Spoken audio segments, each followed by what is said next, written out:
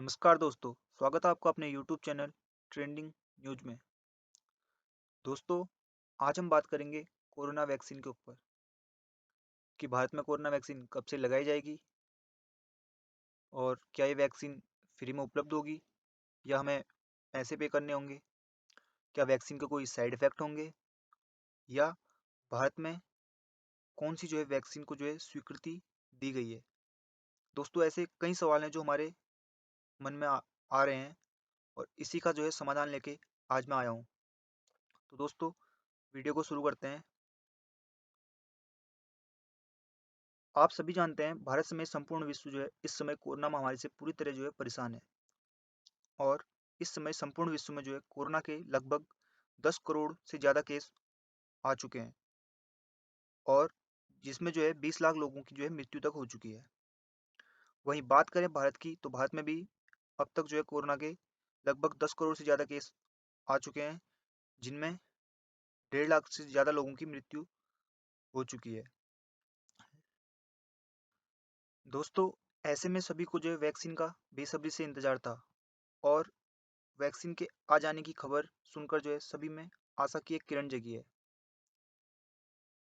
तो दोस्तों, हमारा हमारा पहला सवाल, भारत में कोरोना वैक्सीन कब से लगाई जाएगी। भारत में वैक्सीनेशन का जो काम है वो 16 जनवरी से स्टार्ट हो रहा है और वैक्सीन को देश के कोने कोने तक पहुंचाने व लाइव ट्रैकिंग के लिए ऑनलाइन प्लेटफॉर्म कोविन ऐप के जरिए किया जा रहा है और कोविन के जरिए ही रजिस्ट्रेशन की व्यवस्था भी होगी। तो वैक्सीन लगवाने से पहले कोविन ऐप के जरिए रजिस्ट्रेशन करना अनिवार्य है। वैक्सीन उन्हीं को लगाई जाएगी जो कोविन के जरिए रजिस्ट्रेशन करेंगे। टीका केंद्रों पर रजिस्ट्रेशन की व्यवस्था नहीं होगी और अगर आपने रजिस्ट्रेशन किया है तो आपको एक मैसेज आएगा जिसमें वैक्सीन लगाने का समय और तारीख और केंद्र के बारे में होगा। दोस्तों, हमारा अगला क्वेश्चन, सबसे पहले ये वैक्सीन किन्हें लगाई जाएगी। सबसे पहले वैक्सीन डॉक्टर, नर्स, पैरामेडिक्स व स्वास्थ्य कर्मियों को लगाई जाएगी। इनकी कुल संख्या लगभग 80 लाख बताई जा रही है।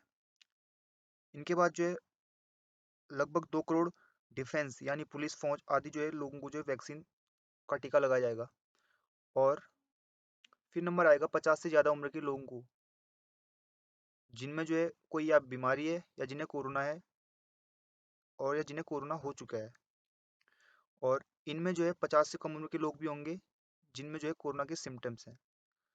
दोस्तों, सरकार का ये लक्ष्य है कि 2021 तक जुलाई 2021 तक 30 करोड़ लोगों को वैक्सीन का टीका लगाया जाए। दोस्तों, हमारा अगला क्वेश्चन, भारत में कौन सी वैक्सीन को स्वीकृति मिली है।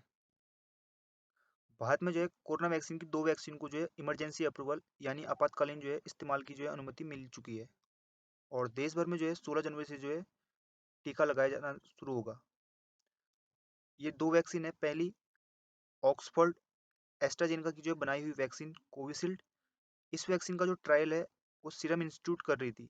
समाचार एजेंसी एएनआई के मुताबिक सीरम इंस्टीट्यूट ऑफ इंडिया और ICMR Indian council of medical research है कि भारत ने कोविशील्ड के क्लिनिक ट्रायल का तीसरा चरण पूरा कर लिया है। और दूसरी वैक्सीन है हमारी स्वदेशी वैक्सीन, जिसका नाम कोवैक्सीन है।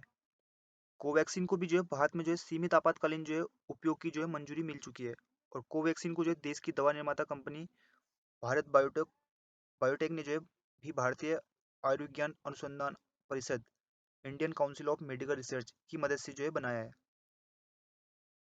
दोस्तों, हमारा अगला क्वेश्चन कि ये वैक्सीन फ्री में लगेगी या इसकी हमें पैसे पे करने होंगे।